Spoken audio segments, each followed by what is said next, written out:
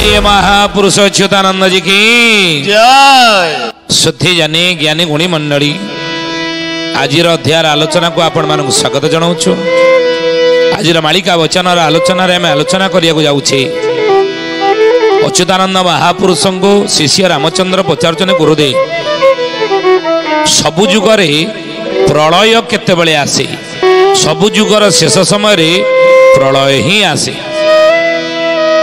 ना हे गुरुदेव से प्रलय आसबार सबु जुगरे सूचना संकेत सब कौन एवं आलोचना शेष जड़े भक्तर ना आम कहू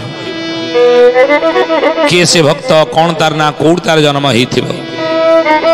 अच्युतानंद कहले कहले 5 3 13 11 थोई 5 3 13 11 थोई 5 3 13 11 थोई 5 3 13 11 थोई 5 4 ठोड़ करिबो तही 5 4 ठोड़ करिबो तही मन हो प्रलय को जानिबो मन हो प्रलय को जानिबो मन हो प्रलय को जानिबो मन हो प्रलय को जानिबो परम तुले जाई न मिसिबो परम तुले जाई न मिसिबो। कहले 5 3 13 11 थोई 5 4 ठुल करिबो तोही पारिबु जेबे करी भिन्ना भिन्न पाई पारिबु तू प्रभुंग चिन्ह मन हो प्रलय को जानिबु सही समय तू प्रलय को देखिबु प्रलय घटिब संसार प्रलय आसबार संकेत कौन प्रलय केते प्रकार गुरुदेव अच्युत कहले प्रलय महिमा एबे कहिबा क सुण बाबू कहिबा क सुण जुगांत काले समस्ते लभंती मरण बाबू लभंती मरण जुगांत कहले प्रलय महिमा एबे कहिबा क सुण जुगांत काले समस्ते लभंती मरण जुगांत जुगर अंत माने शेष जेतबेले हुए सेतबेले समस्ते मरंती जे घड़ीची धरा सरा बण उपाड़ बाबू बण उपाड़ जे घड़ीची जन्म तारा सुनाए संसार बाबू सुनाए संसार जे गड़ीची धरासरा बण उपाड़ जे गड़ीची जन्म तारा सुनाए संसार किए प्रभु गढ़ी नहीं गढ़ी मणिष जीए खंजी अच्छी पिंड बाबू खंजी अच्छी पिंड आई छारे ना सहेब सकल ब्रह्मांड बाबू सकल ब्रह्मांड कहले गढ़ी मनीष जी खंजी अच्छी पिंड जी मनीष गढ़ी पिंड दे गढ़ी ता इच्छा नाश हो सकल ब्रह्मांड ये सकल ब्रह्मांड प्रलय जल नाश हो।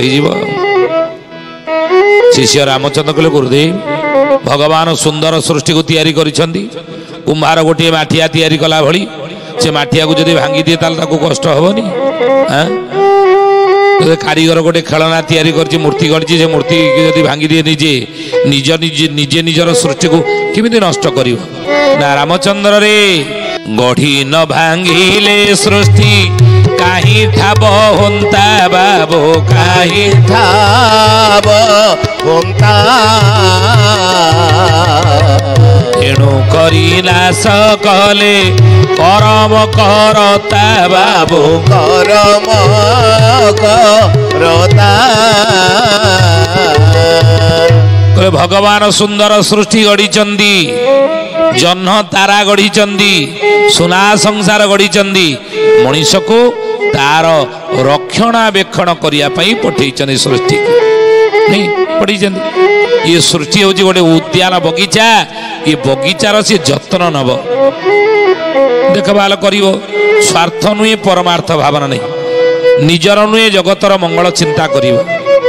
କିନ୍ତୁ ଯଦି ସେ ଠିକ ନ କରିପାରିଲା ଯେତେ ବଡ଼ ଦାୟିତ୍ୱ ସେତେ ବଡ଼, ଯେତେ ବଡ଼ ପଦବୀ ସେତେ ବଡ଼ ଗୁରୁ ଦାୟିତ୍ୱ। ମନେ ରଖନ୍ତୁ ଏ କଥା। ଯାହାକୁ ଯେତେ ବଡ଼ ପଦବୀ ପ୍ରଭୁ ଦେଇଛନ୍ତି ଯେତେ ବଡ଼ ଦାୟିତ୍ୱ ନୁହେଁ, ପଦବୀ ସହିତ ଗୁରୁ ଦାୟିତ୍ୱ ମଧ୍ୟ ବଢ଼ିଯାଏ। କିନ୍ତୁ ଅଚ୍ୟୁତ କରେ ସୃଷ୍ଟି କାହିଁକି ପ୍ରଳୟ ଜଳରେ ବୁଡ଼ିବ ନା ରକ୍ଷକ ଭକ୍ଷକ ହେବେ ଘୋର କଳି କାଳେ ବାବୁ ଘୋର କାଳି କାଳେ ସର୍ବେ ପୁଣି ନାଶ ଯିବେ ପ୍ରଳୟର ଜଳେ ବାବୁ ପ୍ରଳୟର ଜଳେ ରକ୍ଷକ ଭକ୍ଷକ ହେବେ ଘୋର କଳି କାଳେ। ଯିଏ ରକ୍ଷକ, ଯାହା କାନ୍ଧରେ ବେଶୀ ଗୁରୁ ଦାୟିତ୍ୱ, ଯେତେ ବଡ଼ ପଦବୀ ସେତେ ଦାୟିତ୍ୱ ବଢ଼ି ଯାଇଥାଏ। କିନ୍ତୁ ଯିଏ ଦେଶର ରକ୍ଷା କର୍ତ୍ତା, ଯିଏ ଦେଶର ସୁରକ୍ଷା ଦାୟିତ୍ୱରେ ଥିବ, ମହାପୁରୁଷ କହିଲେ ସେଇ ଭକ୍ଷକ ସିଏ ଭକ୍ଷଣ କରିବ।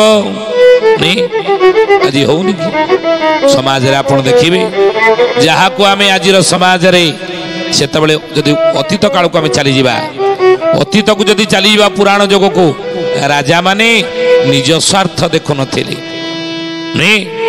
ରାଜାମାନେ ନିଜ ସ୍ୱାର୍ଥ ଦେଖୁନଥିଲେ, ପ୍ରଜାମାନଙ୍କ ହିତରେ ରାଜାଙ୍କର ହିତ ଥିଲା। ଆଜି କ'ଣ ହେଇଛି ବୋଲି ମହାପୁରୁଷ ଅଚ୍ୟୁତାନନ୍ଦ ଜି କି ଶୁଦ୍ଧି ଜ୍ଞାନୀ ଗୁଣୀ ମଣ୍ଡଳୀ। ଅଚ୍ୟୁତାନନ୍ଦ ମହାପୁରୁଷ କହିଲେ ଯାହାଙ୍କ ଉପରେ ରକ୍ଷାର ଦାୟିତ୍ୱ, ପ୍ରଜାମାନଙ୍କର ହିତରେ ରାଜାଙ୍କର ହିତ ଆଗରୁ ଥିଲା।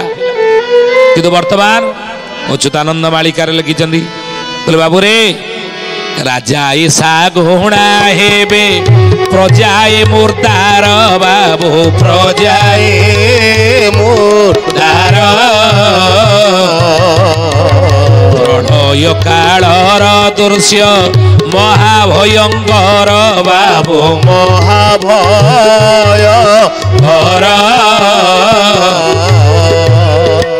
କଲେ ରାଜାଏ ଶାଗୁଣା ହେବେ ପ୍ରଜାଏ ମୁର୍ଦାର। ଆଜି ହେଇନି କି ସମାଜରେ? ଆଜି ରାଜତନ୍ତ୍ର ଆପଣ ଦେଖନ୍ତୁ, ଏ ରାଜତନ୍ତ୍ର ପରିବର୍ତ୍ତନ ଯେତେବେଳେ ଅତୀତ ଥିଲା, ମନେ ଦେଇକି ଶୁଣନ୍ତୁ କଥା, ଅତୀତ ଯୁଗକୁ ଆମେ ଚାଲିଯିବା, ପୁରାଣ ଯୁଗକୁ। ରାଜାମାନେ ଶାସନ କରୁଥିଲେ ପ୍ରଜାମାନଙ୍କର ହିତ, ଛଦ୍ମ ବେଶରେ ଯାଉଥିଲେ। ମୋର ଶାସନ ଦ୍ୱାରା, ମୋ ଶାସନ ଦ୍ୱାରା ମୋ ପ୍ରଜାମାନେ ସୁଖରେ ଅଛନ୍ତି ତ, ଖୁସିରେ ଆନନ୍ଦରେ ଅଛନ୍ତି ତ, ଶାନ୍ତିରେ ମୋ ପ୍ରଜାମାନେ ଅଛନ୍ତି ତ, କେହି ଅଭାବ ଅସୁବିଧାରେ ମୋ ପ୍ରଜାମାନେ ନାହାନ୍ତି ତ।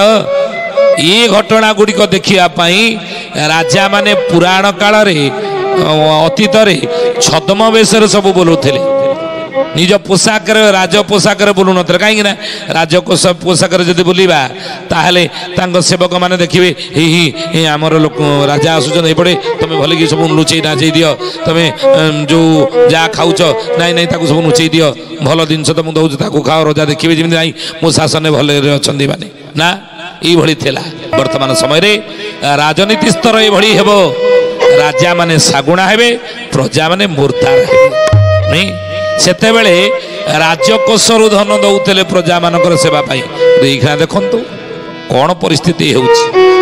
ସେଥିପାଇଁ ମହାପୁରୁଷ ଲେଖିଲେ, ରାଜକର୍ମୀ ମାନେ ଚୋରି ଯେ କରିବେ ରାଜସ୍ୱ ନିଜସ୍ୱ ଭାବି, ରାଜସ୍ୱ ନିଜସ୍ୱ ভাবি হে সুজনে রাজস্ব নিজস্ব ভাবি। রাজস্ব জাগারে তালা যে পড়িব অমলা তন্ত্রে চাবি, শুণ সুজনে গুণী বেড় কাল আসি লাড়ি হে শুণ সুজনে গুণী। কহিলে রাজকর্মী মানে চোরি যে করিবে রাজস্ব নিজস্ব ভাবি। কলিযুগ শেষর প্রলয়র ହେଉଛି সংকেତ। রাজকর্মী মানে চোরি যে করিবে রাজস্বକୁ ନିଜସ୍ୱ ଭାବିକିନା, ଆଉ ଏଇଭଳି ଅମଲା ତନ୍ତ୍ରରେ ଚାବି ପଡ଼ିବ ବୋଲି 600 ବର୍ଷ ତଳେ ଅଚ୍ୟୁତାନନ୍ଦ ମାଳିକାରେ ଲେଖି ଦେଇଥିଲେ। କ'ଣ ମିଛ? ନା ଅକ୍ଷର ଅକ୍ଷର ଦେଖନ୍ତୁ ସତ ହେଇଛି।